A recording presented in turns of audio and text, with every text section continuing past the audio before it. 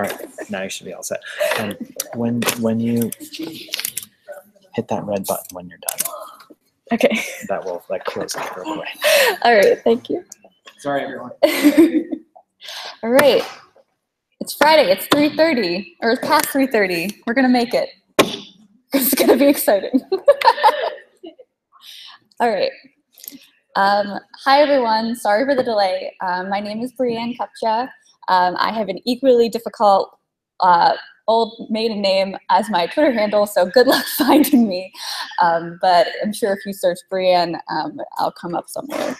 Our talk is how to make friends and influence strategy.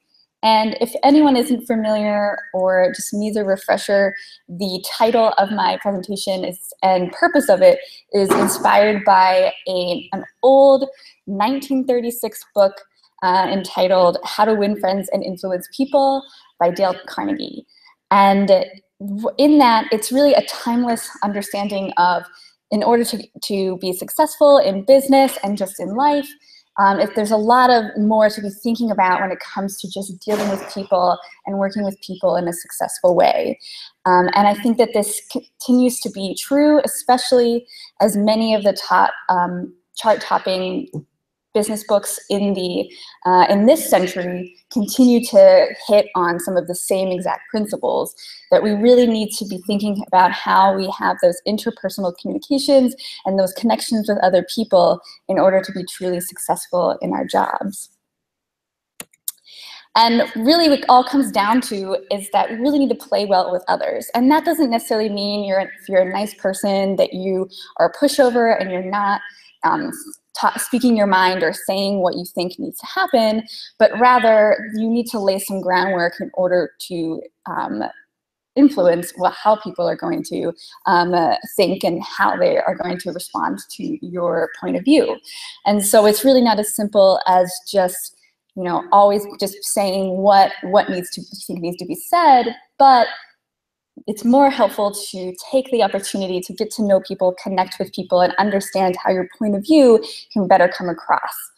And so when we think about this, and when Dale Carnegie thought about this back in the early 20th century, what he found, especially when he did his business courses and he's talking to engineers and he's thinking and reflecting on what he's learning as he's teaching them, he's seeing that the highest paid engineers are not the ones with the most technical skills and the ones that are the smartest in the room in that regard, but those that have the technical skills, of course, but also have this drive and this motivating presence to them that has this magnetism that encouraging people to do the best that they can and succeed really with their personality and their way to kind of connect with people.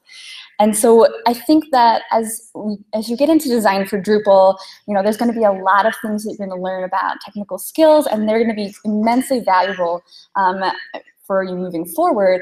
But I'd argue that it's equally as important to think about the other points when you're not thinking about your technical skills and you're thinking about just how you're interacting with people in your day-to-day life and how you're interacting with people in business. And that is, you're probably spending just as much time doing that, so thinking through, how can you connect to people better and how can you have a better influence in the ways that they're working and the decisions they're making as well. So before we get into that, a little bit about me. I'm a digital strategist by trade, more specifically in an agency setting, most recently at Genuine.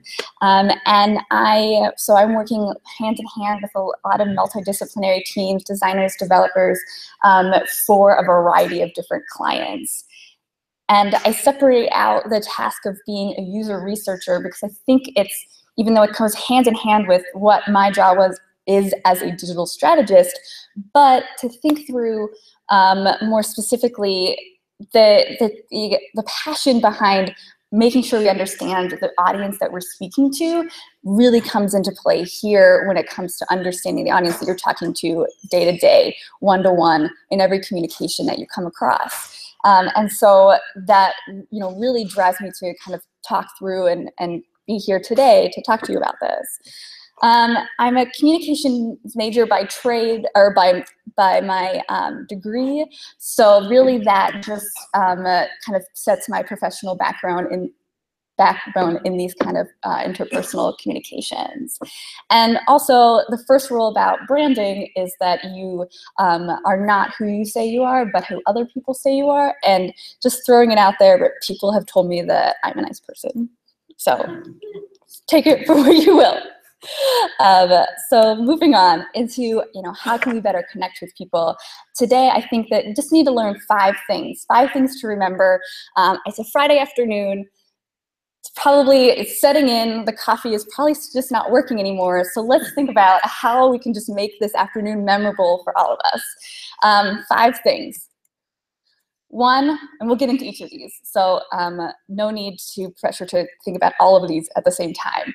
1, know your audience, and in order to better connect with them on a one-to-one level. Share a common purpose. And we'll get into thinking more about business goals and marketing goals and how important that is to really be sharing that as a common goal. Get involved earlier, so not necessarily waiting until someone brings you onto a team and asks for your expertise, but think through how you can be a part of that team sooner rather than later, or just seeding those relationships so that you aren't just being brought in just for your particular expertise. Owning a communication role, distinguishing that from your area and your role and your title that you currently hold. There's also a communication role that you can play. And then also keeping your point of view simple and understanding that you're going to have a point of view and it's probably going to conflict at times with other people. And it's not necessarily that you have to agree with people and you have to always be the person that says yes. But you do need to think about, when you do have a conflicting point of view, how can we keep it simple? And I'll get into that. And these are just continued 5. If you went into any of the books that I mentioned in the first couple minutes, there's going to be plenty of more for you to learn and kind of grow in terms of having great connections with people. But let's just stick to the 5 for today. Number 1, know your audience. We know that knowing your audience is kind of the ground level. If you talk like myself as a strategist or people in marketing, knowing your audience and knowing your user is your foundation for everything moving forward. Everything you do, whether that's research or communicating with others about what needs to get done, is all from this basis of knowing and understanding your user. If we don't know that, we aren't doing our jobs correctly. And I think that this really applies to really anyone that's working in our field, is that you really need to know who you're speaking to at what time and how that should influence your communication with them. And so, to practice a little bit of what I preach, I'd like to get to know everyone in the audience a little bit better. So how many people, by show of hands, work in-house or on the client side at a company or institution in that field? Great.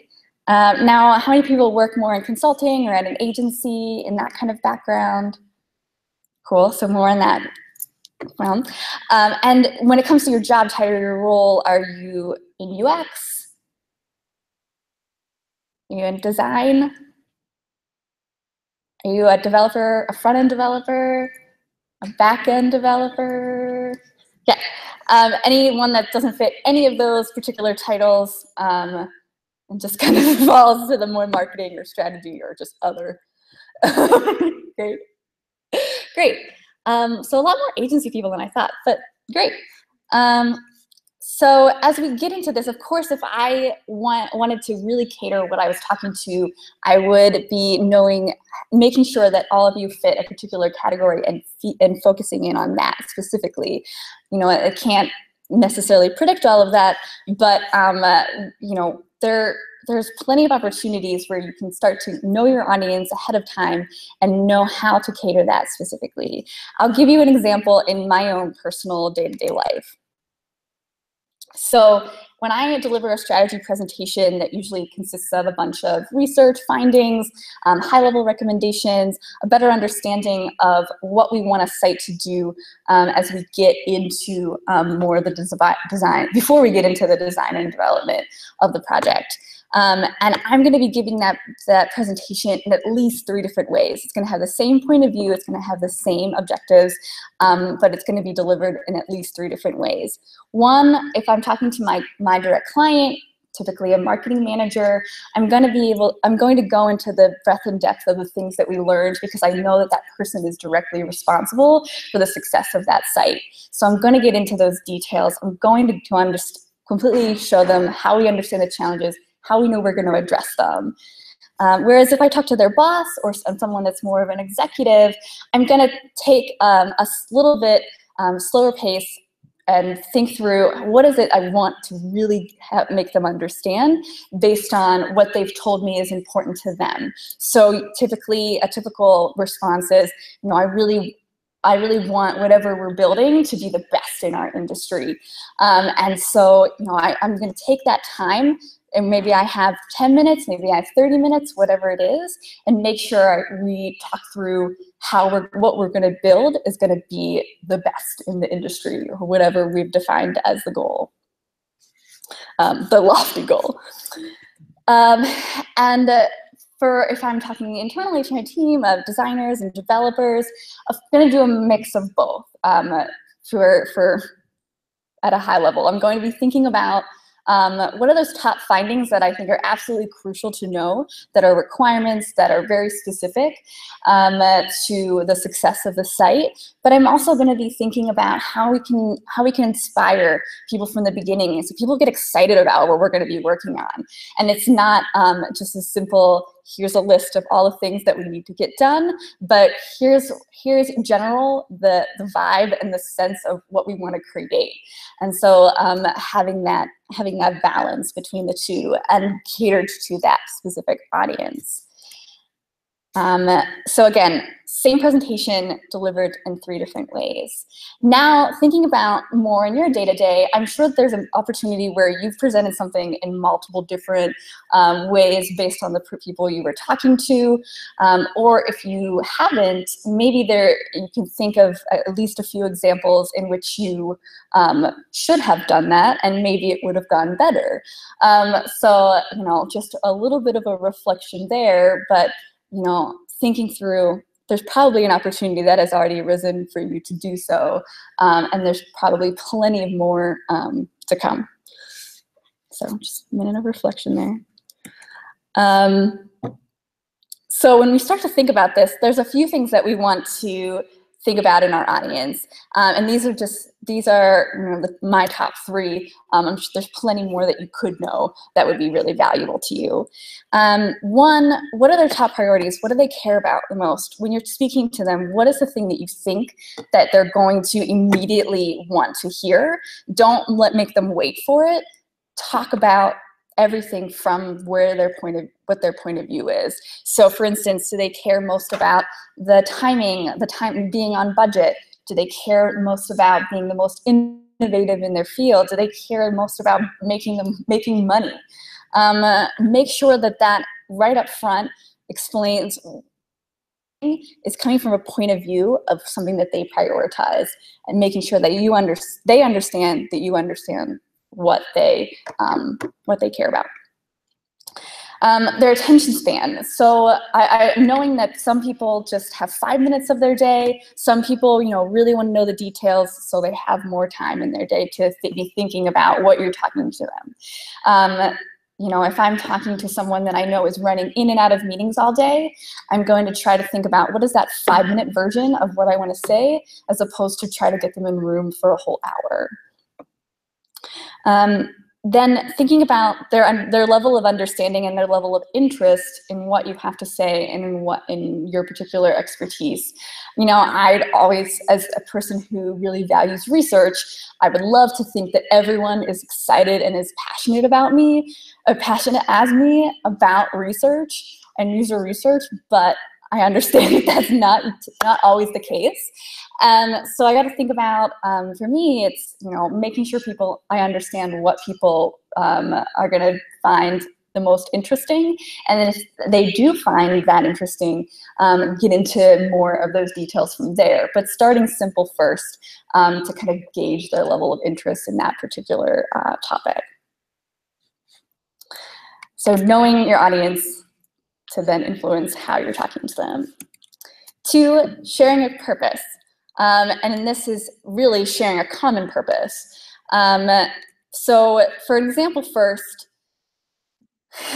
since we're in New England, I'm using the Patriots as an example because I know my audience that we're in New England. I'm from Pittsburgh, so I could have the Penguins up here, but I don't. But thinking about a recent victory in sports is that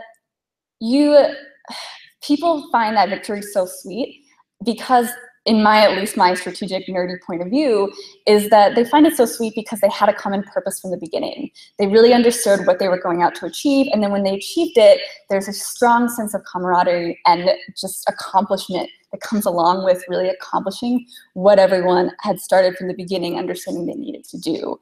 And so from there, we start to think about, okay, well, how can we enlist this level of excitement in our own work? And for me, while the term business goals doesn't really evoke excitement, I think that making sure that everyone understands them will get everyone on the same page with what it is that we're driving towards. It's going to make everyone happy and feel like this is a success.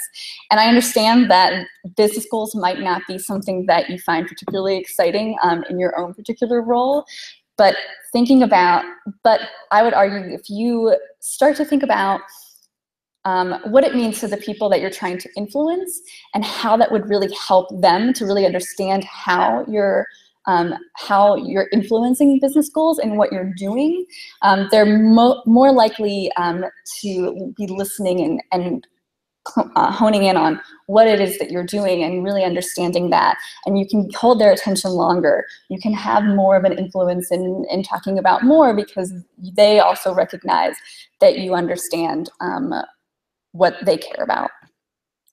And so first, for know them, love them, use them. First and foremost, if people aren't people as in marketing and strategy, or people that are starting at the beginning of a project, if they can't articulate to you what the business goals are, your first opportunity is to make sure you have them and make sure they're written down and make sure that everyone's on the same page with what they are. And also make sure that they're specific. So for instance, if we say the business goal is to increase awareness of such and such product or offering, okay, that might start the conversation of getting people on the same page, but it isn't specific enough for everyone to really recognize what that is. So ask for clarification, maybe working with people to kind of identify what is something that's actually measurable when it comes to these business goals, so that everyone can be on the same page and everyone can find success in that. And then, like saying a little bit before, is that once you know them, you can have that in your arsenal of just when to bring that out and to show people that you're listening and you care about the potential of this project, so that you're able to use it when showing and thinking about how you design something or code something. You're able to kind of show and relate it back to, even though it's a very high level thing, relate it back to the people that this is something that they care about, and they can make that connection more easily. And you can also use them in moments of time where, say, we always run into when stakeholders or clients or even account and strategy people are always trying to add more things because they think it'd be cool or might be helpful. Using the same argument there is that, well, does this really help with the business goals that we're trying to achieve? That's always something that you can bring it back to have it be more of a solidifying argument for your case. Getting involved early. So to me, this could also be labeled being proactive. And really the point here is that people are always going to be recognizing you for your level of expertise in your field. They're always going to know that. And that's not something that you have to necessarily keep showing your value and showing what you can do, because people know you can do that. But I do think that if you are trying to think through how you're going to influence strategy or how you're going to influence those prior to getting into your level of expertise or after, that you have to show how you can be valuable beyond that circle of your realm of your expertise.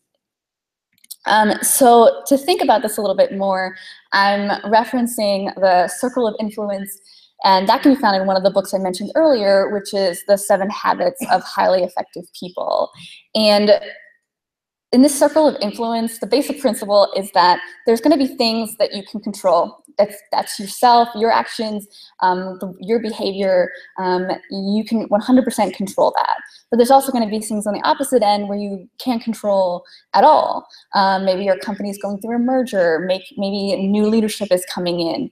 Those types of things, unless you were responsible for hiring or part of the merger, is not something that you can control. So the less time that you spend worrying and thinking about how is this going to affect my job, or what's going to happen to me and my role and my department, the less you start thinking about that, and the more you start thinking about this circle of influence, or the things that you can in fact influence based on the circle of people and the relationships that you've created. And if we can think about the circle of influence, thinking about how you can expand upon that. Some things that come to mind are, maybe there are particular departments or areas in which you don't know many people, and you don't necessarily have any one-to-one relationships with anyone in a department in your company, but you find that they are a group of smart people, and maybe it's a chance to get to know them.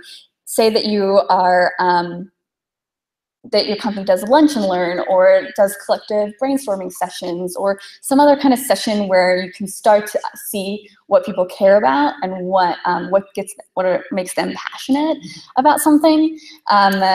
Use that as a way to break in and start talking to them about that particular passion, and start that connection way earlier than if you're in the trenches in a project together and now you need to have that camaraderie. Think about the ways in which you can start to kind of seed that that relationship sooner rather than later, so that you kind of have them as part of your circle of influence. Owning a communication role. So in addition to your own expertise, that's definitely a role that you will fill. There's other roles that you can play, and so I'm bringing up a few different roles that could be really helpful throughout a process. And I'm taking a very high-level approach to a process, understanding that the way people work is not so linear, and it's not just so much, might not be how you conduct your own business, but bear with me for this presentation. Number one, when we're in discovery or definition of a particular site or feature or whatever it may be, and maybe you aren't directly influential because if it becomes before design or development, but think about how you can hold that role of a questioner. So people that are in marketing, in strategy, in more of that consultative role are going to be asking all these questions to really identify what do we really need to know, and how are we going to define what we need to build. And particularly invited to all the meetings that start to talk and define this. Think about the ways in which you can bring up with people that are involved and start to talk about the different questions you might have. And don't be afraid to really get in there and start to just have conversations with people, because to be honest, one or a few people are not going to have all the questions and all the answers just based on what they're going to come up with in their own experience.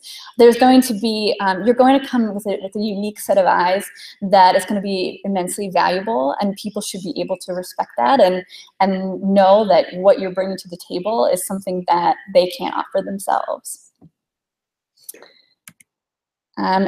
When you get into a role of which you are considered the expert, whether that's design or development for some of you, think about how you can be a teacher, and not in this kind of a lecture hall type of way, but in a way in which you can take the opportunities to talk to them about your thought process or your rationale in a way that makes sense to them, and try to see if there's opportunities where their interest lies, and you can have more of an influence in how much they understand what you do. You know, I'm thinking about to all the projects where I've had really great designers and developers on my team, and you know, I'm technically not savvy in any of what they do, but able to kind of work with them and understand that they are great people to at least explain some of the process, or at least explain some of the points that maybe I wouldn't have thought that was part of the rationale there. I appreciate that ability to learn from them. Of course, sometimes people are not always going to be open and willing to learn things, especially if you only have 5 to 10 minutes. But you know, just starting to kind of bring up some things that people may or may not know and find interesting is going to be helpful. In the QA and the launch process, I think it's helpful to be a hype man, more so because I feel like there's so many things that could possibly go wrong in this particular part of the process, that just being positive in general is going to be such a valuable asset to the team.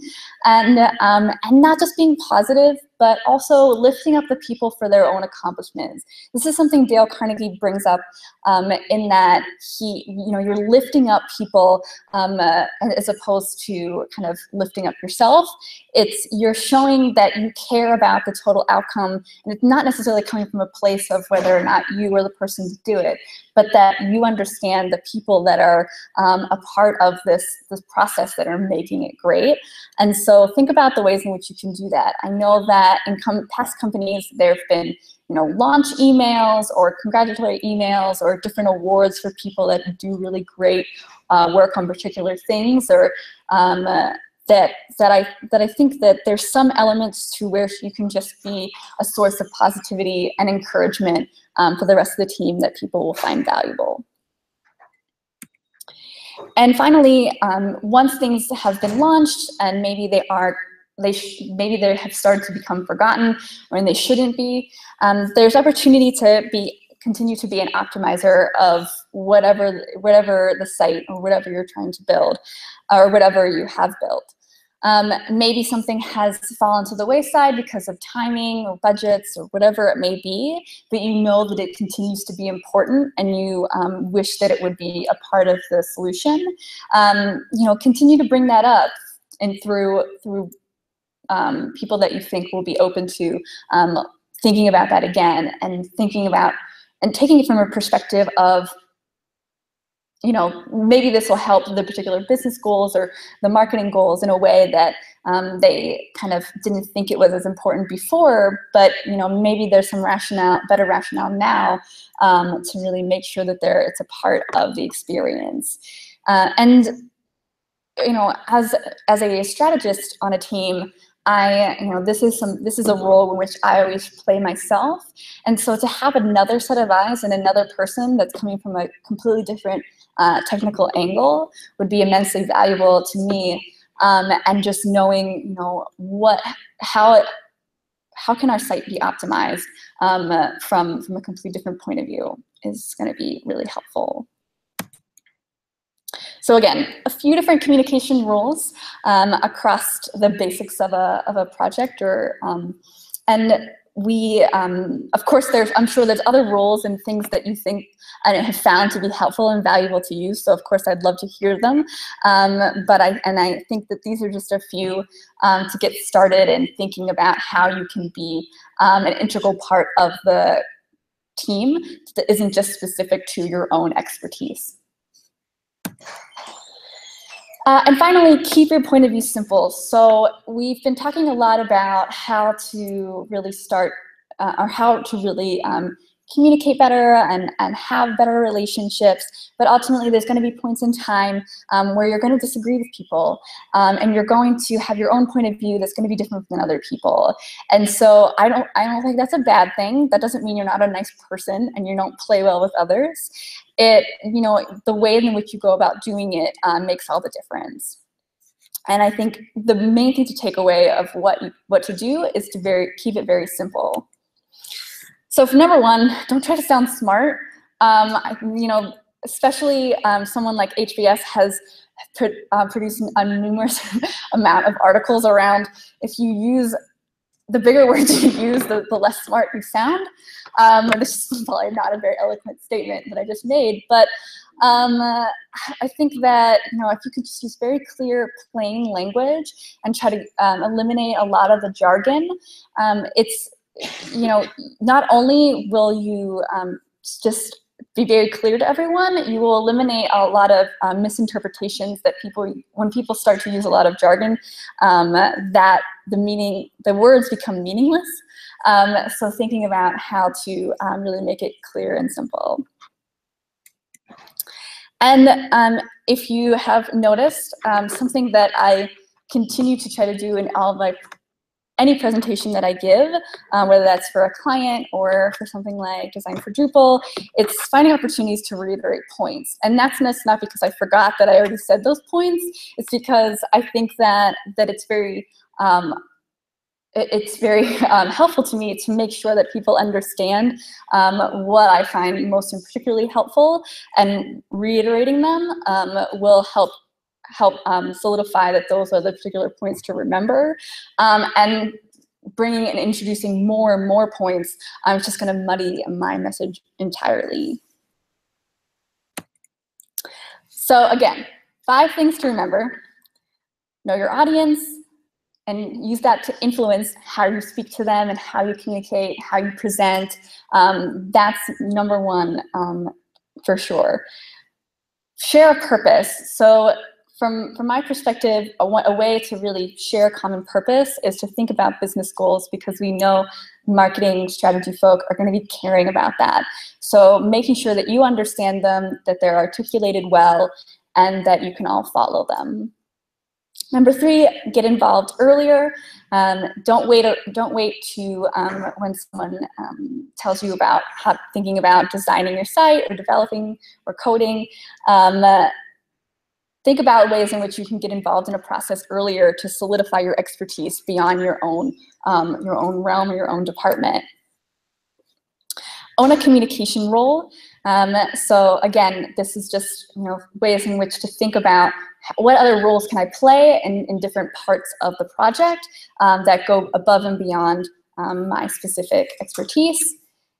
And keep your point of view simple. Of course, there's other ways to keep your point of view simple, but I think just taking a step back when you're trying to think about what you want to say, making it very clear, plain language, and you stick to a few key points, and you find different ways to keep articulating them in a way that makes sense.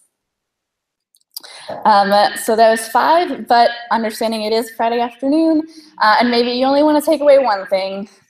One, of course, play well with others. That's a given. But more strategically and a little bit more specifically, I would encourage you to be an expert in, of course, your own discipline, but also the people you work with. So I'm not going to be able to stand up here for 45 minutes and tell you how to work with each individual person. Everyone is unique. They have their own quirks. But definitely take it upon yourselves to be that expert and think about what's going to be most valuable in your communications with them. And I think that's going to be something that's going to take you a long way and be really helpful and successful in making a bigger impact in your day-to-day. So any questions? Yes? So in one presentation, 3 ways. How do you approach it when all of the audiences are in the same room because you only have 1 meeting?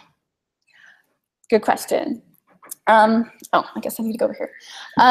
So I would say, who's the most important, to be blunt, who's the most important person in the room?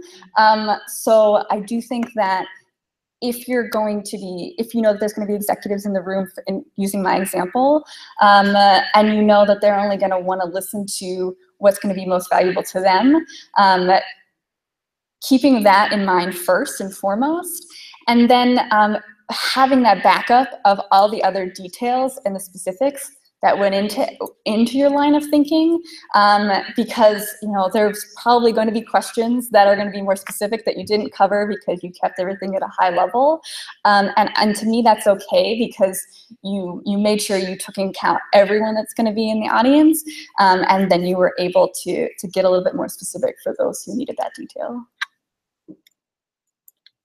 Anything else? Cool. Well, thank you guys. I appreciate you being here at 4 something on a Friday.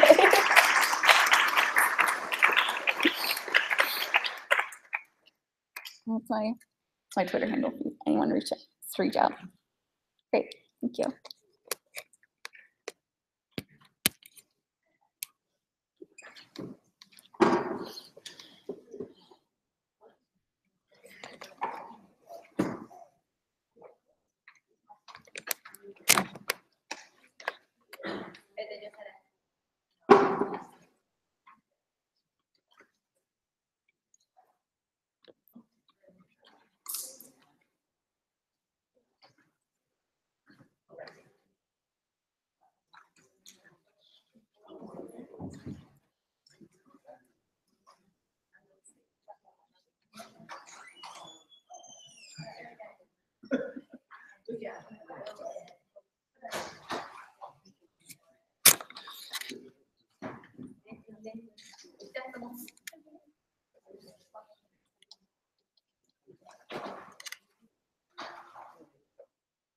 Here at 11.